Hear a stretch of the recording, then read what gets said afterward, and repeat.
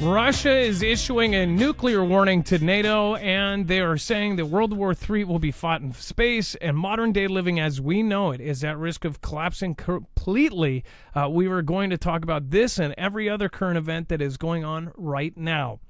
A top Russian official has issued a nuclear warning to NATO days after the U.S. announced that it will be stationing developmental hypersonic weapons in Europe.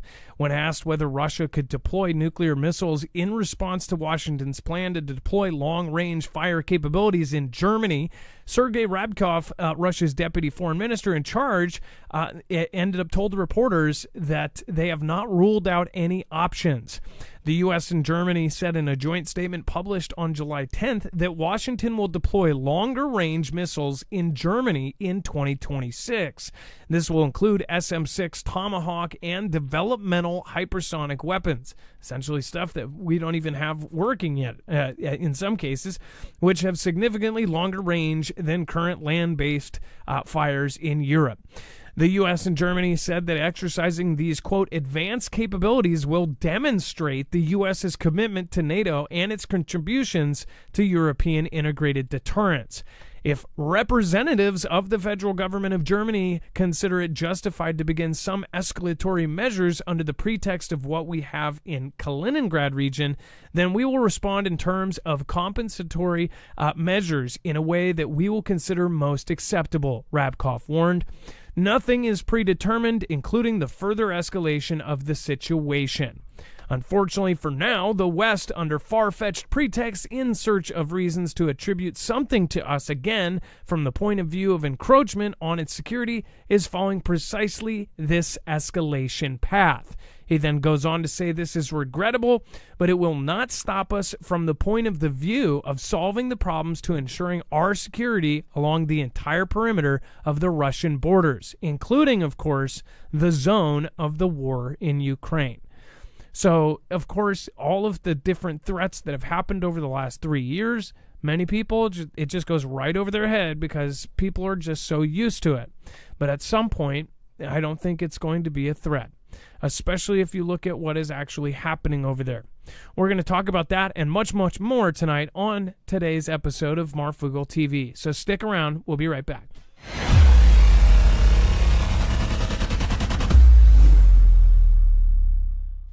Nothing in the show should be considered legal, medical, or financial advice. The views of the callers can differ considerably and do not necessarily reflect my opinion, Dex's opinion, or anyone else who works with the show. You should always do your own research and consult with professionals. The internet is full of fake news, so please take everything with a grain of salt.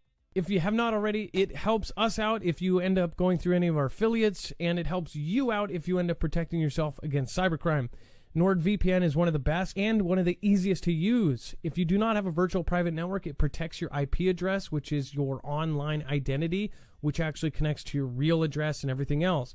It also connects to you. If you know anything about how they are data logging and basically getting your profiles down, you can prevent that by having a VPN. Nord is, again, one of the easiest.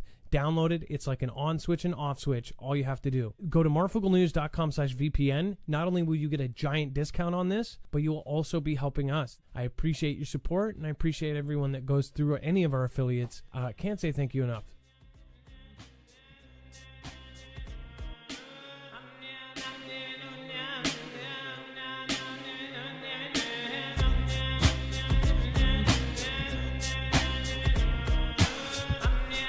All right, what is going on, guys? It is Adam, a.k.a. Marf, and this is Marfoogle TV. Today, we've got a lot to go over in a short amount of time. Remember, you can find a full bibliography over at marfooglenews.com. You have all of the sources for every single article, tweet, video, picture, document we're going to share here today. Let's bring in my co-host/internet brother, Dex James. What is going on, and how are you doing? Well, hello, Adam, and hello, Foogle fam. I'm doing just fine. So, of course, everybody considers threats from Russia empty threats, but as our military members have been saying, things have been picking up in Europe like crazy. Meanwhile, everybody is hyper-focused on what is going on with T-Man. Of course, the events of the last couple days are absolutely mind-boggling, ridiculously crazy. We all witnessed, almost everyone by now has witnessed an event that literally could have just put us into civil conflict. 1 centimeter off, and we would be in civil conflict right now. That is almost guaranteed. I think it is guaranteed. If that would have hit, boom, we would have been put in darkness. There would have been forces at play there that I don't think anybody could have controlled. But that didn't happen, and thank God it didn't happen. But right now, I'm worried about what is going to happen next. If they're not giving up at step A, they're not giving up at step B, B and a half, C and a half, and then the final is this. I don't think that they're going to give up now, whoever they are, right? So getting absolutely crazy right now. Now, we're going to go over some other insane stuff here, but let's go over this crazy short that happened regarding T-Man. Now, if you haven't already heard about this, I saw rumors of this yesterday, and I didn't know if it was actually verified or not, but it looks like a lot of folks are saying that it is. There was essentially a short on the same day that this event happened, basically betting against truth, literally. Dex, do you want to go over this? Yeah. So what was uncovered yesterday on social medias was that there was a 12 million share short of DJT, which is T-Man's company, True Social, all that stuff rolled into one. And that 12 million share short is significant. And it showed up on the records the day before the event happened. In other words, did that mean somebody had inside knowledge? And that's where everybody was going with it. And apparently the company, Austin Private Wealth, is the company that was the one shorting that large amount. Now, everybody started digging in, and you guys can go look. There's potential other connections that may be there or may not be. I'll leave that up for the sleuthing.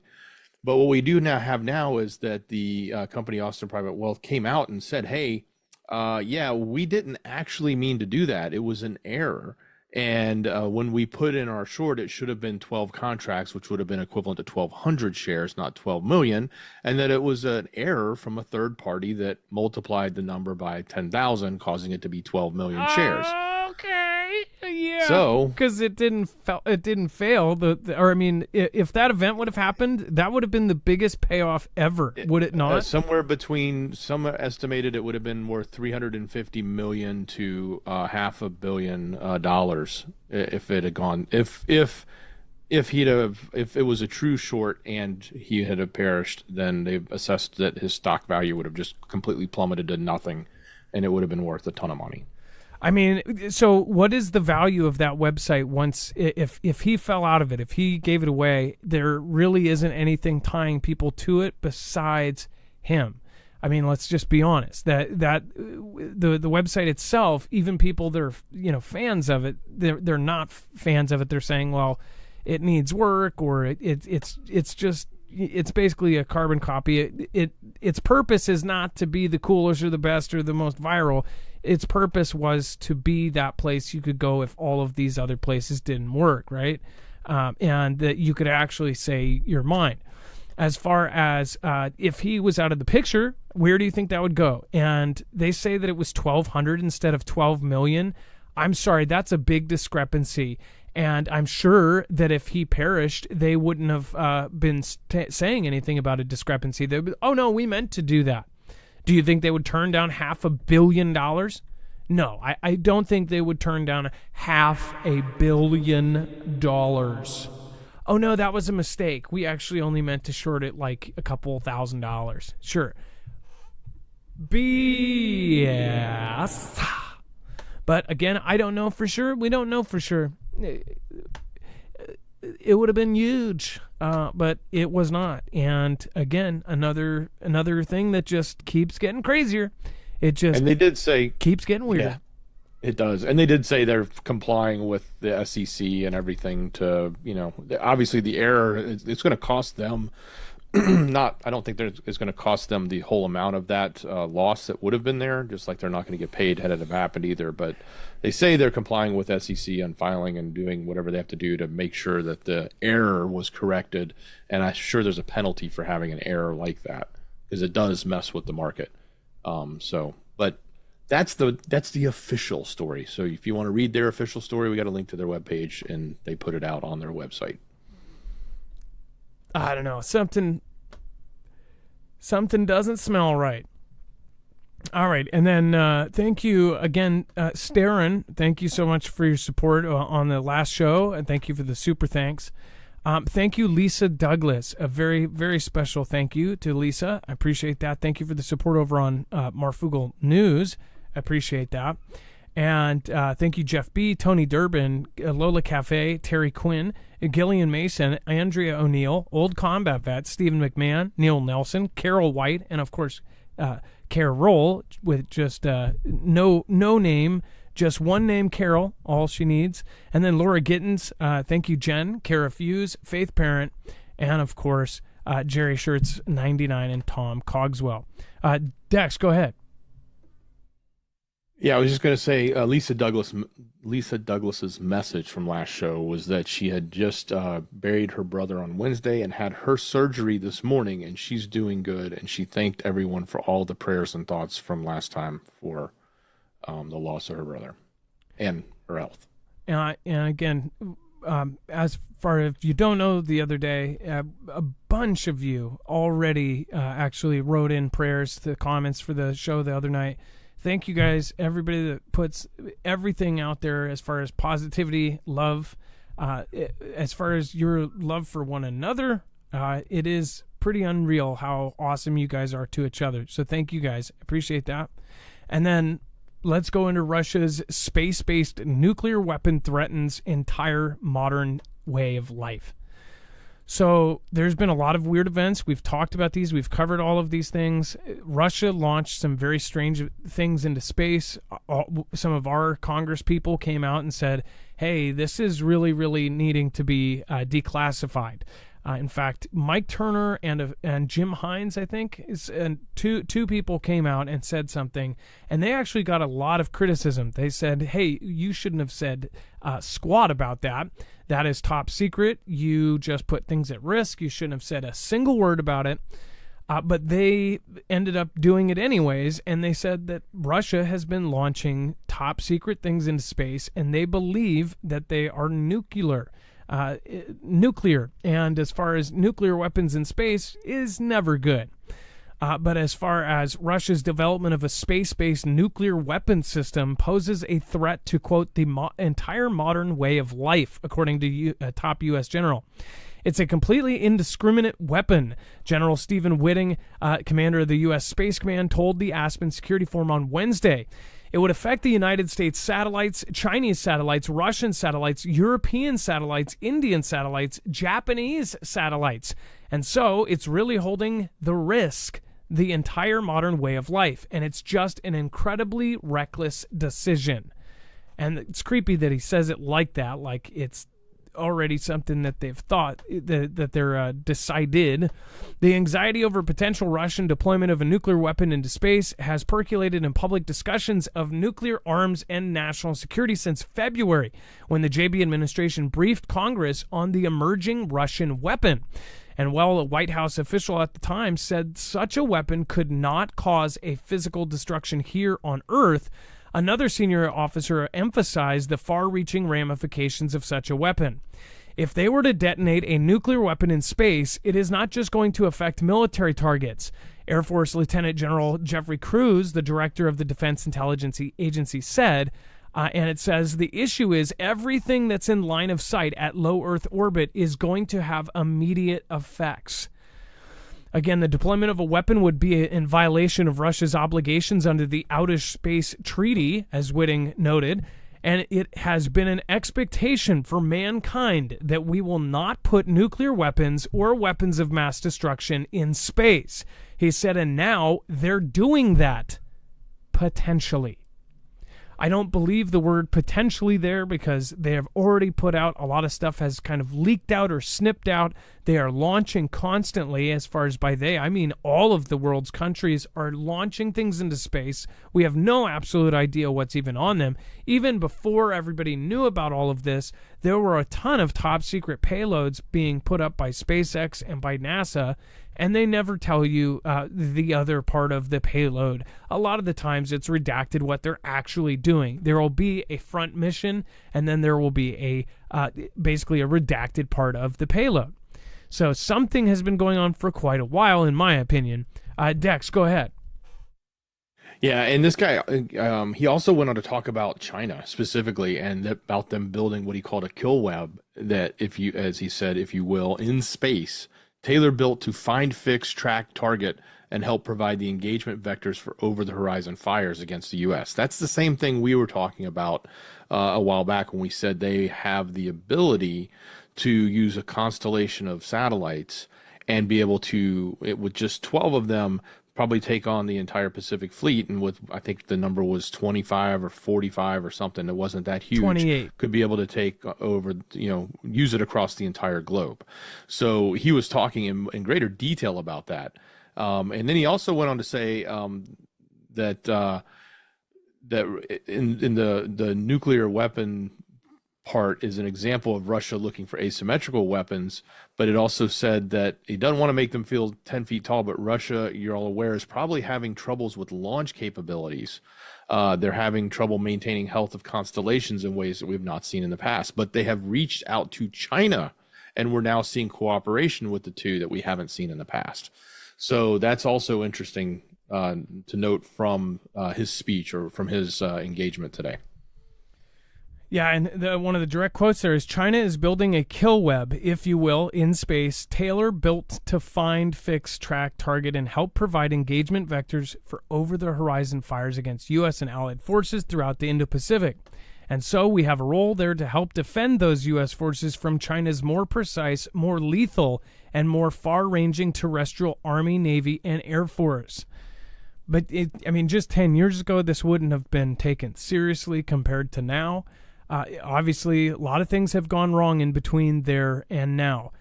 You, of course, have indiscriminate numbers of possible infiltrations into our own country. There's been a lot of people turning a blind eye to weird events, and it's like, what the hell's going on? Not to mention, the last 4 days, obviously, most people are thinking something is up. Something is happening right now. And to us, to the front end, the facade that they show us of this North Korean storefront, that they're showing us that the fruit is all fine and that there's stock shelves, when in reality that cardboard falls down and we are in a heap of trouble. And this is why preppers like all of us, we're seeing this. We see the framework being built. But a lot of people are not, and they're going to be caught completely with their pants down, and it's not going to be good. That's why you need to get your family prepared as best as you can, but also think about the kind of things that may go down in the first 72 hours, the first week, the first month of events like this. If we have our power grid go down, our satellites, our internet, this is a big deal. Our entire way of life is now dependent on these things. Not to mention, if they knock out the grid, they're knocking out water infrastructure, they're knocking out gas, they're knocking out everything. And if you don't have all of those things stocked up, don't feel bad. You're not alone. There are millions and millions and millions of people that are not prepared enough to deal with some of these situations. But if we all get a little bit closer to that, then we'll all be better off. Think about it in a situation where the power grid goes off for 2 years, but everybody was prepared for 2 years. If everybody had food and water for 2 years, there would be zero issues. People would, of course, not be happy. They would be going through withdrawals of internet, but none of the neighbors would be robbing each other trying to get food and water. That is exactly what is going to happen if this all goes down. I say if, but I do believe at the very least there's going to be massive cyber attacks by our adversaries, and there is going to be some sort of power struggle, and they're going to try to basically redo the power structure of the world. What do you guys think? Let me know in the comments down below. I'd love to hear from you. Again, let me know. But again, this is why we've warned you guys. We've warned you guys for years about this, and I'm sure that you've all warned your family members against this. I highly recommend, if you want to protect your cars and trucks and basically anything that runs, go over to EMP Shield, get a device on your car, and you'll be able to drive after multiple EMP strikes or even a Carrington-level event from the sun. We also have the weird solar events going on. I just shared a video, which, again, who knows? I would love to see somebody... more people post videos like this, but a gentleman held up a one of those welding masks and showed the sun pulsating. I don't know if that is true, but one thing I do know is true is there's solar events happening almost every day now. Wages World is covering a just plethora of events that are happening on the sun as far as Carrington-level events. That would basically knock all of us out. As far as the power structure and everything else, we're talking about losing our power for anywhere from 6 to 24 months. And that's really, even 24 months is saying that our supply chain is still up and going. So if you want to protect yourself, it takes less than 10 minutes to put on your vehicles, less than that to do it on, say, a Flex Tactical or a solar generator from Energy. From your house, it takes just about as long, but it's a little bit different on that note. Go over to marfooglenews.com/EMP and make sure to use the code MARF because you'll get $50 off per device. So if you're getting one for a family member, you're outfitting multiple cars, you're mixing a house, car, boat, whatever mixture you want to go get, you will save $50 off per device and you'll help our independent channel. We're completely on our own, so most importantly, share us out with everybody you can. Thank you guys. You, again, are the only reason we get out there, so thank you. And then let's go into Russia's Medvedev says Ukraine is joining NATO. Would mean war. Well, it seems kind of obvious, right, Dex? Yeah, it sure does. So look, last week we just finished up the NATO summit here in the U.S., and one of the things that came out of there was what was called an irreversible path to full Euro-Atlantic integration, including NATO membership for UKR. So they basically said you're guaranteed, or the plan is to make sure you're guaranteed to be a NATO member. You're just not technically one right this second. So it's not like, well, we'll think about it in the future, or we promise, or wink, wink, or handshake, we'll make you one later. They're trying to put it in stone that they're technically on an irreversible path, which is all but saying you're a member without saying you're a member, because they can't do it because then that would invoke Article 5. But as we know, Russia has always had a problem with UKR being a member of NATO. That's part of one of the primary reasons, in addition to the land dispute that they have, as to why they've invaded UKR. So as was said, in essence, as the quote goes, would be a declaration of war, albeit with a delay, he said. The actions that Russia's opponents have been taking against us for years, expanding the alliance, take NATO to the point of no return. Later, he went on to say there's more such attempts that the harsher our answers will become. Whether this will shatter the entire planet into pieces depends solely on the prudence of NATO's side. So again, NATO, the ending of this meeting really wasn't the outcome that Russia was hoping for. Of course, I can't imagine they would expect anything that would be in their favor coming from that meeting, because that entire organization is just absolutely against Russia. So it's expected to hear this, but that is exactly what they had to say, especially about this irreversible path to full Euro-Atlantic integration, including NATO membership. And as far as them joining NATO, it's been 6 months since they started saying basically that they're, that they basically said, at some point you'll be in. We just got to get through this first, and then we'll make sure that happens. If you go back to the very beginning, if you went step by step and didn't, just threw away all of the junk back and forth that's been going on, Russia did say that was the biggest reason that they are there in the first place. If that's the truth or not, again, you guys can be the judge on that. But if they do, it will mean war. I think either way, something is going to come, and it might not even be in Russia and Ukraine. It might be North Korea or Venezuela invading Guyana beforehand, and then everything just starts clipping into place. And then Putin arms top bankers with a machine gun.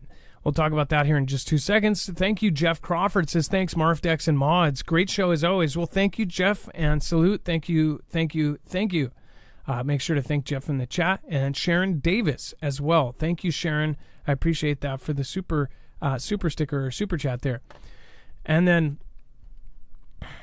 they already did the IRS agents. Now here, now Putin is arming top bankers with submachine guns.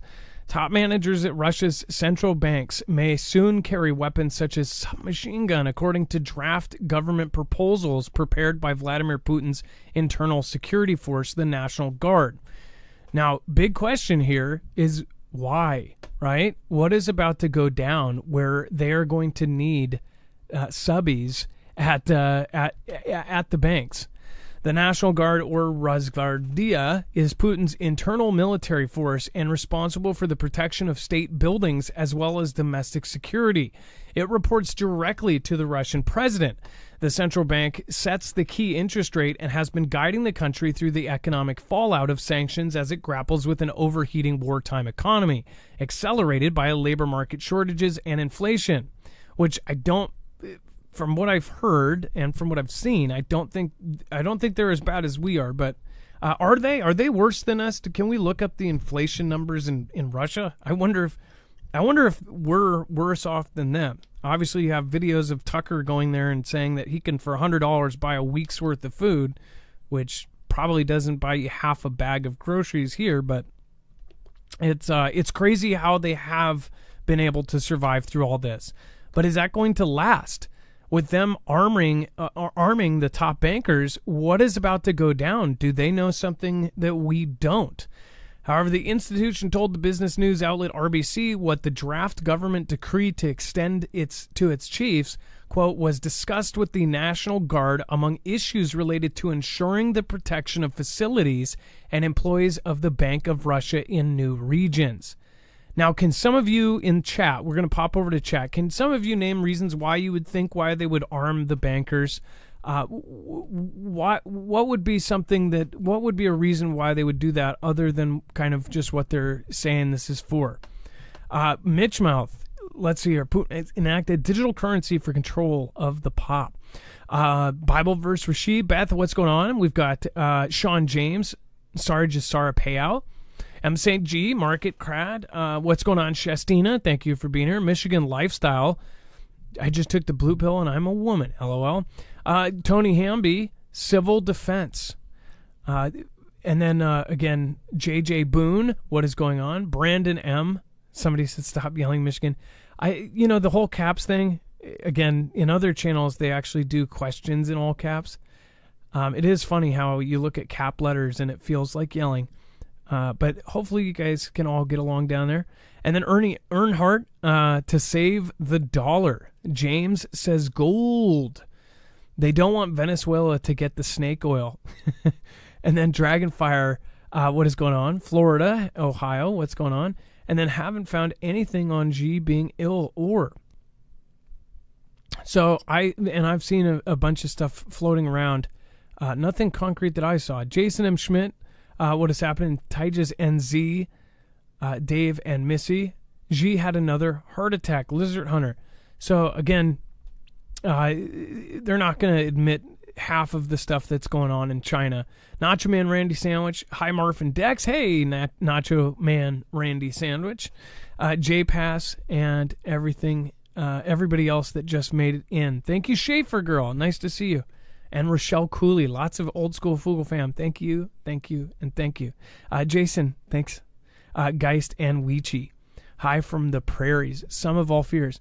Dex, could you think of a reason why they might be arming their top bankers? Oh, absolutely. They need to protect the banks from run. And what do you think the run will be about? Why are all this economic issues and move to digital? Would be my assumption. So when this all goes down too, they would probably shut down their intranet. They would close off their internet to the world. The intranet would basically close down the rest of. They would close out all of the search engines outside their country. They would close down all the news websites, which I think a lot of them are already closed down in Russia. And wouldn't a big move like that, don't you think that that would also be happening in coordination with, say, China or some of their other allies, possibly even Iran? Something that big, if they're able to do that and separate or to do a move like that, I don't know. It sounds like something is on its way. And the timing of this is just crazy, because look at, in the next 4 months, we are expecting events to happen here. Expect that to happen worldwide, because if we have events here, we are the U.S., we are the U.S. dollar. If something happens here, it's going to affect the entire world. Maybe other countries are preparing for something massive to happen here, and they are getting ready for the reverberations that are going to be sent around the world, the echoes of craziness. What do you think? Let me know in the comments down below. And then Italy Carrier Strike Group joins Australia War Games and will visit the Philippines. Dex, go into this. Italy making the news. But this will be interesting, right? So an Italian carrier strike group on its first deployment to the Indo-Pacific region will sail through the South China Sea to the Philippines after participating in war games with U.S. allies in Australia. This is coming out of senior Italian Navy. So I guess the interesting part is now we're seeing more players potentially engaging in support of the Philippines. They didn't come right out. It's not like they have a pact or anything, but they're certainly an ally to the U.S. They're certainly there doing joint exercises with Australia and the U.S. And now they're making a presence known. And a carrier strike group, is larger than just any. It's definitely bigger than the Coast Guard ships that have been going in and around that area. So it does add some presence. And it's also interesting that a NATO European ally is, sticking their nose in China's business, so to speak, down there in the Philippines. What do you think, Adam? Well, didn't I said Japan might pop up into their business. Isn't that funny? I said, I think that they're going to do these drills and you're going to see somebody kind of pop in there and cause a ruckus. I don't know. I wasn't expecting Italy to be popping their head in, but when we get to World War, all of these countries are going to be involved. And then Philippines to develop airport on South China Sea island. So I guess China is not going to be the only one that is making these tiny island airfields. Obviously, to me, this looks like it's prep for something that's coming in our future, which is a South China Sea war, and that there's going to be a naval war out in the waters, which is a scary thought, because obviously if the technology that China says it has is real, then it might be a bath out there, to say the least. But the Philippines have essentially started turning, or are going to be turning, an island into an airfield. So I'll just show you that one more time here while I load this up. And the Philippines is developing an airport on an island it occupies in the South China Sea as the Southeast Asian nation asserts its claims on the disputed waters among lingering tensions with Beijing. Procurement of land for the runway extension is underway for the Pag-asa Island Airport Development Project. President Ferdinand Marcos Jr.'s communications office said in a statement on Thursday. Pag-asa is the local name of the Tito Island in the Spratly Islands in the South China Sea. So China has put their people, they have made islands out of nothing with the Spratly Islands. They took dirt from the bottom of the sea, they piled it up, they turned it into islands, then they turned those islands into airfields, barracks, SAM sites, naval bases, and of course, training sites. Those sites, of course, after a certain amount of time of people actually living on those islands, they then give them actual claim to parts of that sea. If that is considered China at some point, which it's still not internationally, but they have said this is basically our sea now, then I think that they're fighting fire with fire. Dex, it seems like they're literally going, well, let's take a note out of their book and let's do the same thing. And they are going to try to make an airfield, or they're making an airfield right in the same area. Yeah, certainly. And if you go back to the map, it looks like there's an airfield here. And part of the story, it says they're procuring the land to expand the runway. So it's kind of interesting. I don't know. It's on one hand, they're building an airfield, but on the other hand, there is one there. So maybe they're just making it bigger. That was my observation. But certainly it's designed, I guess, to be a more efficient way for them to restock those different islands and the different areas that they claim territory there. And obviously, if they're extending it, are they doing it for military uses? Usually when you see them extend airfields like this, it's because they're trying to accommodate bigger planes, or they're trying to accommodate different kinds of aircraft. Are they extending it for large cargo planes? Is that what is going to be happening here? Just a thought. Again, they would be working hand in hand with the U.S. As far as if we end up getting in a war in the South China Sea, the U.S. would need more places to land their cargo ships. And then SpaceX's vehicle to deorbit the International Space Station is a Dragon on steroids. So, Dex, this is kind of cool in a way, as far as so they're going to do it. They provided a photograph. Yeah, check out the photograph. That's what's really cool. This is coming from SpaceX, and so when you think about it, they have to build. They're going to take this International Space Station and push it down into orbit and bring it back to Earth, or I guess make it burn up in the atmosphere would be my assumption. I don't think they're going to just jettison it off into space somewhere. But this thing is, as they call it, is a Dragon, which is the reason why they went with this, and the reason why they won the contract over Northrop Grumman is because the Dragon has been sort of tried and true now. It's been used so much, and NASA awarded it to them because they had like the experience of having history of something that was working and showed a great track record. So this model is just going to be a bigger model of it, or at least a more powerful, probably more engines on it, because it's going to have to push this thing wherever it is when it gets decommissioned, which is not too far off in the future. Well, I bet when you said you got to look at the photograph, I bet people were rolling over in their graves. Of course, people are probably like, "It's CGI. It's a." Of course, it is. What do you call it? Can you call? By the way, can you call? It's a CGI? Rendering, right? Yeah, but can you call it a photograph? Because I think a photograph would be a photo. Yeah, the image, as it says, image credit SpaceX. I mean, it's SpaceX's image of what they're trying to build. But so, yeah, these things are cool. I mean, look at how many rockets are in the back. I wonder how, because that's a big rocket too. It doesn't look that big because you don't get the perspective of size, but that thing's massive. Those rockets are bigger than humans. Each one of them, looks like in their rendering here that they have, 60 of them on one side. It's freaking crazy. And then before we move on, make sure to go check out Energy. If you are looking to get into solar generation or generation in general, highly recommend going for a Flex Tactical or a Flex 1500. More so the Flex Tactical. This is the same generator that the U.S. Army just picked for the STTR Phase 2 contract. This is Army strong. These things are built like tanks. They actually have a steel reinforced frame. They have a 1,500-pound latch system. They have built-in heaters into every battery. And there's limitless possibilities. As far as the bricks are like Legos, you can actually add up to 96 batteries, or you can switch out one of the bricks or all of the bricks.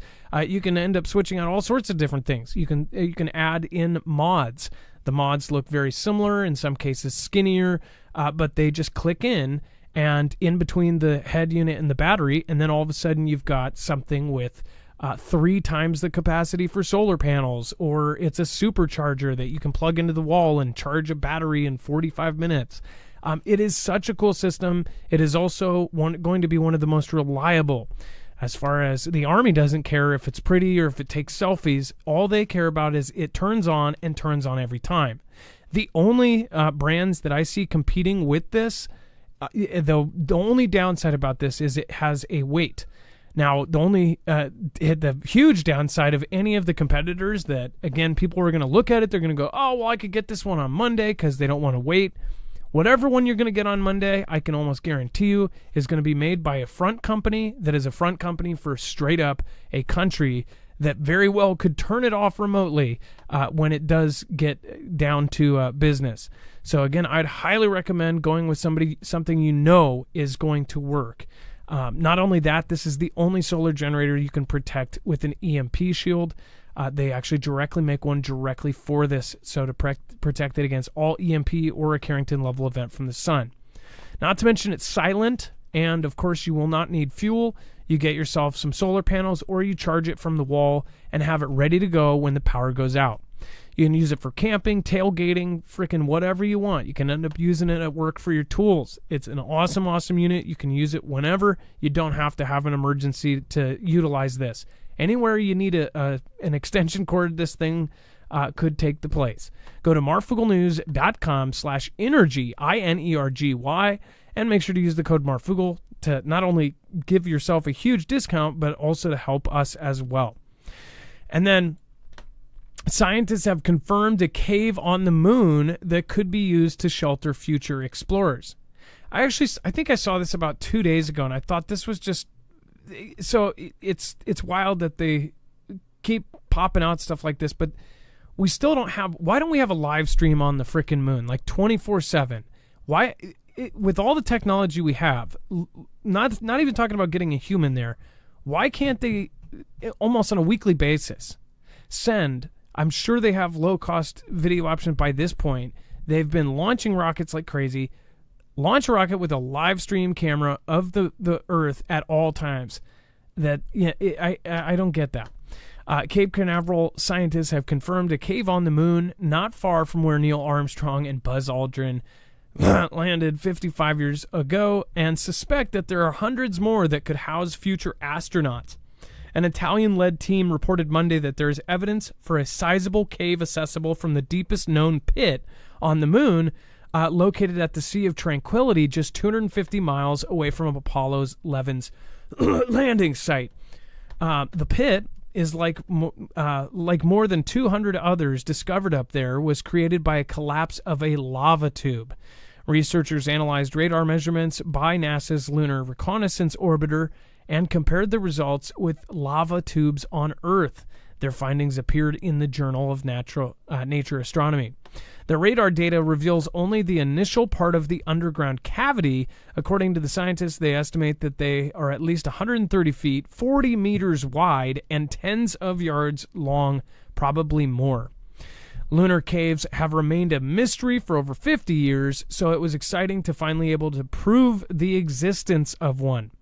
That was Leonardo Carrer and Lorenzo Buzzone of the University of Trento. So I guess if we do get to the moon, we're going to be living in caves, right?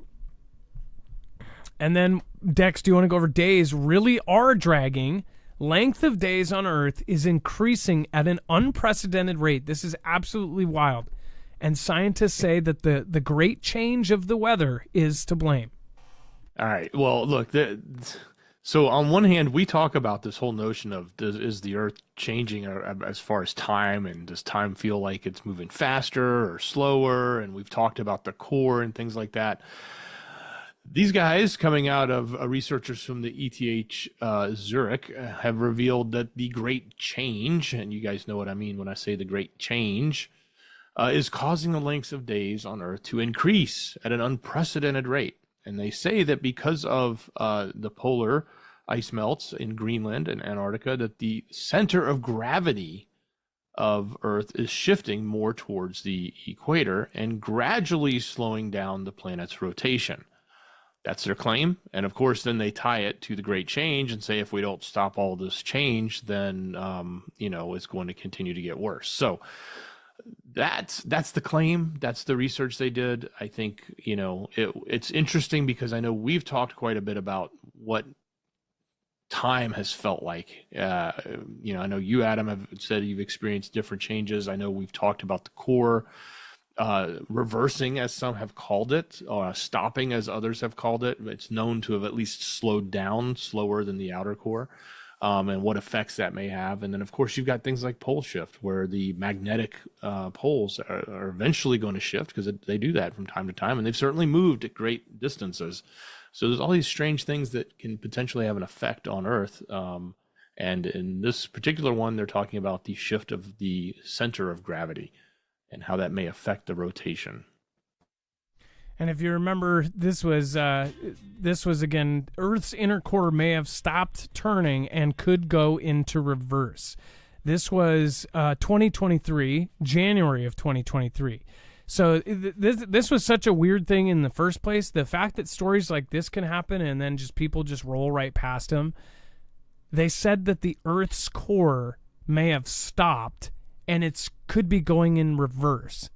Now, I know that independent folks like Ben Davidson and others have said that their piece on it and they believe differently. I'm not an expert either way to be able to weigh in on that. But I am smart enough to go, okay, that's crazy. And that seems like it would be a bigger deal than what they've made it.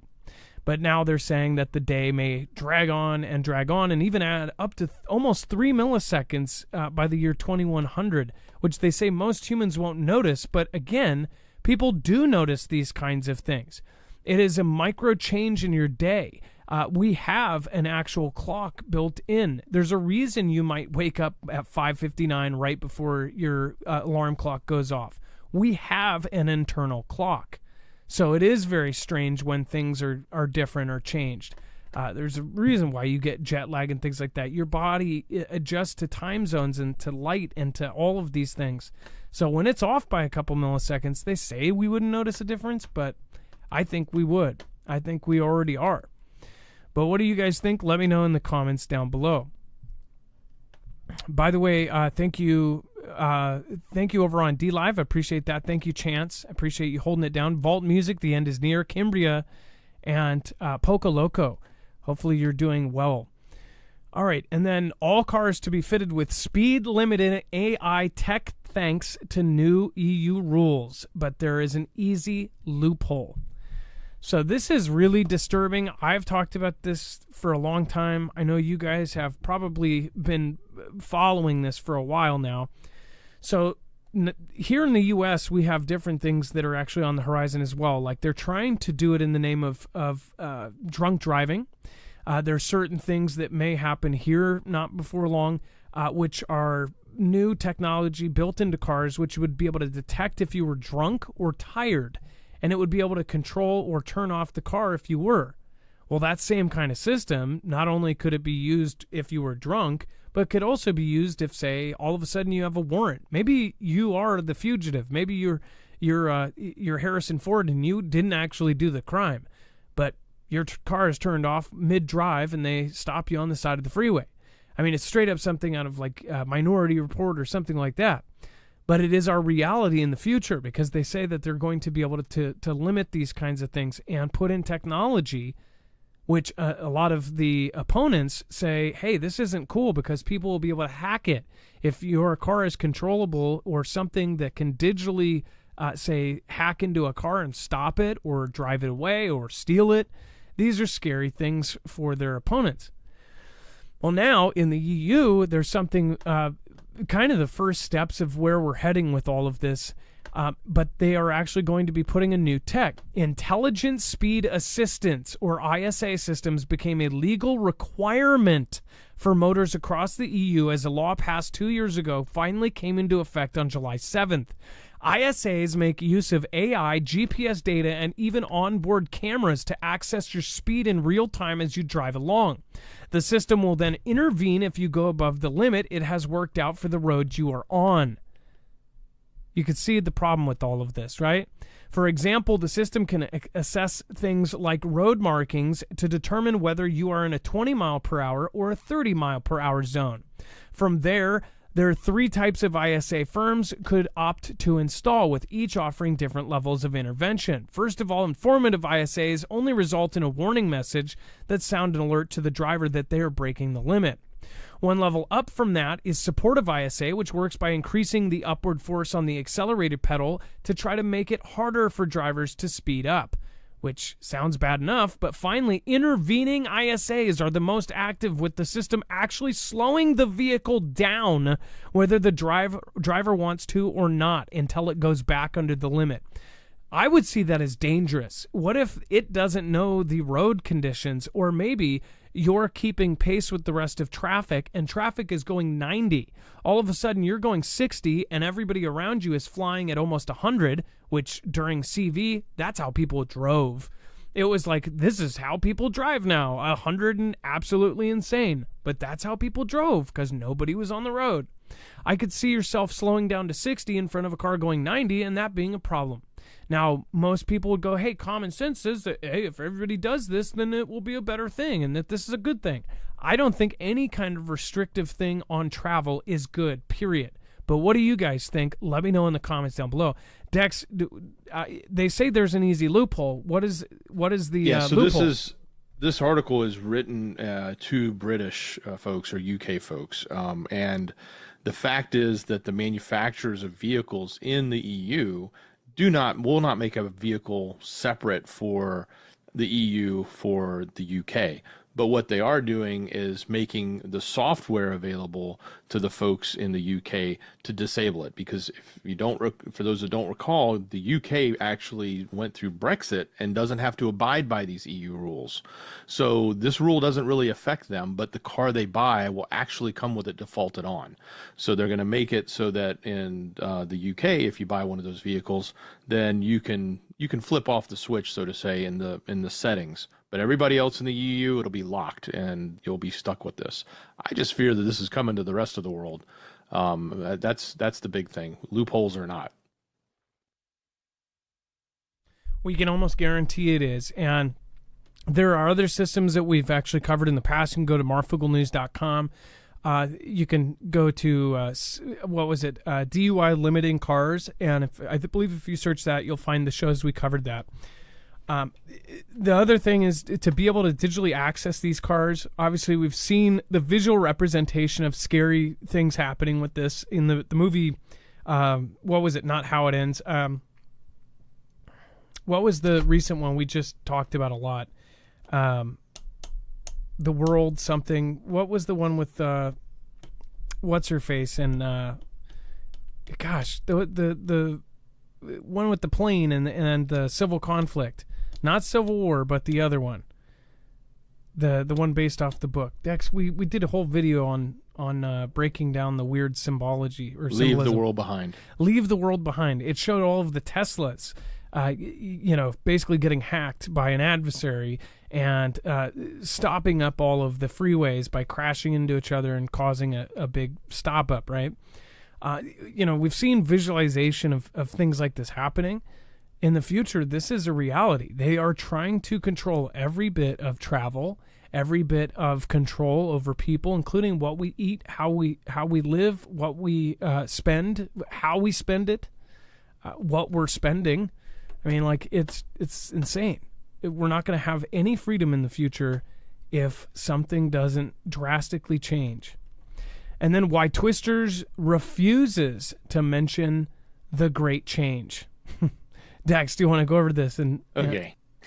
Yeah, this is, of all, we've talked enough about Hollywood, media, and all that, and how they're always in the opinion world. They're either in politics or they're going down the demonic rails or whatever. But this one's really interesting. So the new Twisters movie, I guess the sequel to Twister or Twisters, the next version, is coming out and it's getting great reviews. But the director in an interview said, he was asked why they didn't talk about the Great Change. And he says, look, it's not something that we should be doing in a movie, which I thought was kind of odd that we're actually hearing somebody say, hey, we shouldn't be portraying this stuff to people, that we don't need to be taking the opinion. And I think I'm trying to find his exact quote or their exact quote here, but they basically said that it's not something that they should do. They should put a movie out to entertain, not necessarily put a movie out to take this type of position or push forward a position like this, which is just, we don't hear that. When's the last time you heard somebody say that in the Hollywood industry?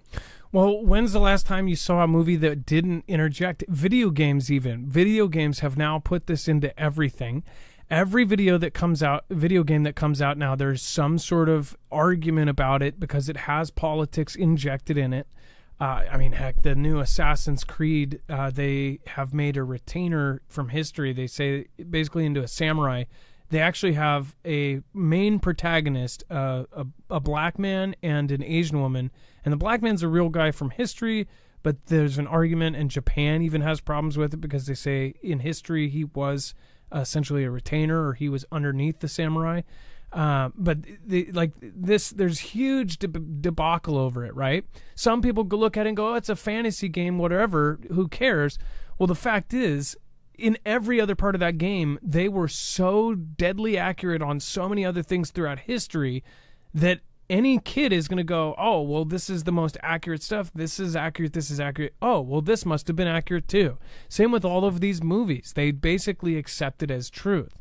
The same point, they don't want us thinking for ourselves because we might be misinformed, but then in movies that are supposed to be fantasy, they're putting things that they want us to think. I think it should be one or the other. If it's fantasy, then it's fantasy. You know, leave it alone. Don't put real world politics into a fantasy movie. And then they use that as the same argument of why it's okay. It just doesn't make sense to me. Dex, go ahead. Oh yeah, I found it's Lee Isaac Chung. I found his quote. He says, "I just wanted to make sure that with the movie, we don't ever feel like it's putting forward any message." He says, "I don't feel like films are meant to be message oriented." He says, "I think what we're doing is showing the reality of what's happening on the ground. We don't shy away from saying that things are changing." He says, "I want to make sure that we're never creating a feeling that we're preaching a message, because it's certainly not what I think cinema should be about. I think it should be a reflection of the world." So I don't know. I just, again, like you said, it's not like you get this very often. It seems like everything you watch, something's preached one way or another in it. Makes me want to go watch this movie. His name is Chung. Well, hey, I agree with this statement. But what's crazy is a movie, it can be a message, but it needs to be advertised as such. If you make a documentary about something or about politics, then yeah, that's exactly what it's meant for. But if you're making a movie about, say, a Christmas Story or something, and then you're putting all of this side stuff in that has nothing to do with the plot, heck, if you want to sit through and like hate watch something, watch the new the new movie with it's a remake of The Witches, the Craft, right? I had to sit through that, and I could not believe it. And I could hear some are going to say, "Oh, I wouldn't watch that anyways." They put everything in there, from nouns to this to that, and they every second, and then they put politics and how race this and race that. They put everything in there, including, I mean, there wasn't something they left out. They purposely added it in so awkwardly. It was like they were just talking about something else, and then they added in a scene of them having a talk about basically politics. And these are supposed to be 17 or 18-year-old people. I don't believe it. And again, this is how video games are. These are how everything is. Everything. It's just getting crazy. If you look at the original film, it's a pretty classic film. It actually shows. And what the cool thing about The Craft, the original, is it shows that these people messed around with the bad stuff, with witchcraft, and it ended up biting them, and it ended up being evil, and it ended up hurting them. And it showed them, like, you mess around with that stuff, you're gonna get hurt. This new one was just, I could not sit through it. I think it's the first movie I didn't finish all the way through. I love cinema. I love movies. I love TV. Heck, I'm an 80s baby. I was raised by a TV. But yeah, what they've done now is they've just wrecked it all. And then we have, again, the T-Man Rally left a message on a gaming platform before this event. We're going to talk about that here in 2 seconds. I do want to remind you guys, make sure to go over and check out Jace Medical. You can get yourself a backup kit of antibiotics. If you've ever been sitting in a situation where you end up, again, needing something like this, well, think about if it is even worse and say there are no ER rooms to go to, or there is no hospital. A tiny cut on your finger can turn into the largest disaster of your life. That is if you don't have proper treatment of it. Go over to marfooglenews.com/Jace and make sure to use the code MARF. You can also get a 12-month extended supply of your prescription meds at Jace Daily.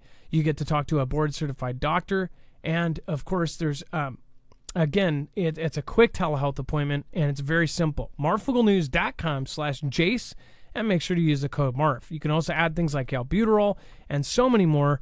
Just go check out at the available add-ons to that. All right, and then the rally, the guy who supposedly did this, and I say supposedly, there's so many more questions popping up by the day, apparently left a message saying, let me read it exactly so I don't misquote it. Basically, watch my story unfold or something like this. July 13th will be my premiere. Watch as it unfolds. Either way, this kid's going down in history. He's going to be in history books. Nobody's going to remember his name. Maybe if they have to do a paper about the event. But if he did perish and it was successful, he would be a John Wilkes Booth. He would be these people. He would be burnt into history. And they're trying to make it look like he knew that he was, he was going to do this, and afterwards his name was going to be in infamy. Instead, his name is probably going to be forgotten. Obviously, everybody's talking about his name now, but they're basically saying not only was this premeditated, that he was thinking about this, that it was all planned out, this and that.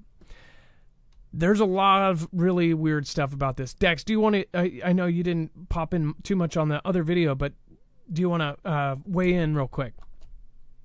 Yeah, the thing is that we're getting information from the feds that it's like a lot of the stuff is being sleuthed around online. You can find a lot of this stuff in advance, but then you have to weed through the things that might not be accurate. And that's what's very difficult in trying to decipher this. And then at the same time, you also have to think about how everything we may be looking at online, when I say online, I mean on social, could also be placed there by someone to influence us or to think that it's something different. So I'm not saying any of this is right. I'm not saying any of it's wrong. I just say, man, you've got to all use a lot of discernment. And I don't even think, and I've said this, I think I said it last night, 10 years from now, we're still not going to know what really happened here. And we're all going to have these crazy theories as to what it may have done, who may have been involved, who may not have been involved. How many? Yeah, how many? That's a question that's been going on for a few days now, too. There's all this speculation about, if there was someone else. So, yeah, just you're not going to find an answer anytime soon, but there is a lot of information out there, but also be careful with it, too. And they're saying that he had searches, like when is the event, like the simplest searches. Any one of us would have this on their phone. It makes people think. Every one of these events that happens, there's always their search history. And I don't get how on almost every murder show or true crime show, they always show that the person searched how to do this or how to do that. These are people that supposedly get away with it for a little while or whatever, but then on their search history, they go how to, dissolve something, how to dissolve that really creepy stuff. How-tos on like the stupidest stuff, like the most incriminating things, like how do you, gag somebody, blah, blah, blah, how to do this, how to make this, or it's like, why are people so stupid? That means there's a huge chunk of people that don't realize that they're being monitored every second of the day. To us, when we see that on TV, when we see that on a true crime show, does it not drive you crazy? Like, what? Why would you search that? Obviously, we're not going to do that kind of stuff, but we're also, if we did, we wouldn't search it because we're not stupid. But that shows you how many stupid people out there do not realize that they are being monitored every second of the day. They can go back retrospectively. That's the thing. They can track. If you had a phone on them, and they truly are, they said that they had to break into this thing, they are able to track his every movement, and they could have tracked it beforehand. They could have looked at those search results, whatever was there. They could have found this guy in real time. You know why? We know this from NSA and from Snowden. They're watching all of us real time.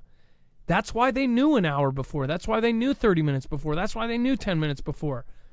That's why people are not only scared about our future, but very uneasy about the next few months. So get prepped, people. Keep your head on a swivel because I don't think it is over by any means. We are only just starting. Thank you, Sharon Davis. Thank you, Jeff Crawford. Thank you, Jeff B. I appreciate that. Tony Durbin. Jeff Crawford, Looks like you are a top supporter tonight, along with Lisa Douglas. Thank you so much. I appreciate that. Sharon Davis, again, thank you, thank you, thank you. Thank you for all of you that have stuck with us through this very late show. Thank you to the East Coast people just waking up and drinking your coffee to the show. Thank you. Dex, thank you so much for all of your service tonight. Much love. Great job, brother. We'll see you guys in a bit. We're going to say thank you to the people that matter most. You, thank you, Jeff Crawford. You are top supporter tonight. It is now time for the shoutro. It's not an outro. It's not a shout out. It's a shoutro.